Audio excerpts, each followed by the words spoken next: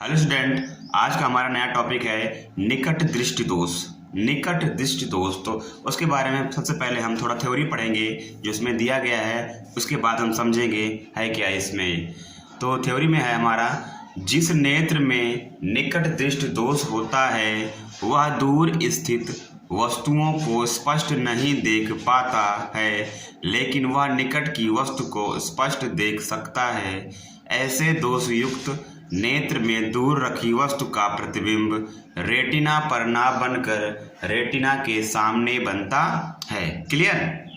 तो हम समझेंगे डायग्राम से। तो निकट दृष्टि दोष है क्या? निकट दृष्टि दोष में ये होता है कि नज़दीक की वस्तु स्पष्ट नजर आती है। क्लियर? नज़दीक की वस्तु स्पष्ट नजर आती है, लेकिन दूर स्थित वस्तु क्या होती है? स्पष्ट नजर नहीं आती है। निकट में क्या होता है? नज़दीक की वस्तु स्पष्ट नजर आती है, लेकिन दूर की वस्तु स्पष्ट नजर नहीं आती है। तो ऐसे उत्पन्न दोष को हम क्या बोलते हैं? निकट दृष्टि दोष बोलते हैं। क्लियर? ये होता किस कारण है? जो हमारा प्रतिबिंब बनना चाहिए वो कहाँ पर बनना चाहिए? रेटिना पर। हमारा प्रतिबिंब कहाँ पर बनना चाहिए? रेटिना पर। ये क्या है? रेटिना। यहाँ पर हमारा प्रतिबिंब बनना चाहिए, लेकिन प्रतिबिंब बन कहाँ रहा है? रेटिना के सामने।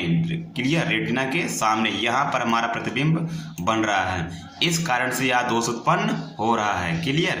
किस कारण से हो रहा है? कि प्रतिबिंब हमारा बनना चाहिए यहाँ पर रेटिना पर, लेकिन प्रतिबिंब हमारा बन रहा है कहाँ पर? रेटिना के सामने। इसी कारण से यह दोष उत्पन्न हो रहा है। क्लियर? अब हम पढ़ेंगे निकट दृष्टि दोष के कारण। निकट दृष्टि दोष के कारण, तो इसके कितने कारण हो सकते हैं? इसके दो कारण हो सकते हैं। पहला कारण क्या है?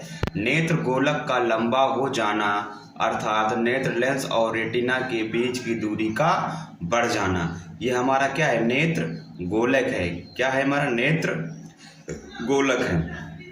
जब नेत्र गोलक क्या होगा? इसकी लंबाई बढ़ जाएगी। क्या होगा? लंबाई बढ़ जाएगी। तब क्या होगा? इसके बीच में ये रेटिना और नेत्र लेंस, रेटिना और नेत्र लेंस के बीच की दूरी क्या होगी? बढ़ जाएगी। जब बीच की दूरी बढ़ेगी इन दोनों के बीच की, इस पॉइंट के और इस पॉइंट के, यानी ये नेत्र लेंस है, ये क्या है हमारा? ये रेटिना है। क्लियर? ये नेत्र लेंस है हमारा और यह है रेटिना। अब इन दोनों के बीच की दूरी बढ़ जाएगी तो प्रतिबिंब हमारा रेटिना के क्या बनेगा? रेटिना के सामने बन जाएगा। तो इस कारण से हमको ये दोष उत्पन्न हो जाएगा।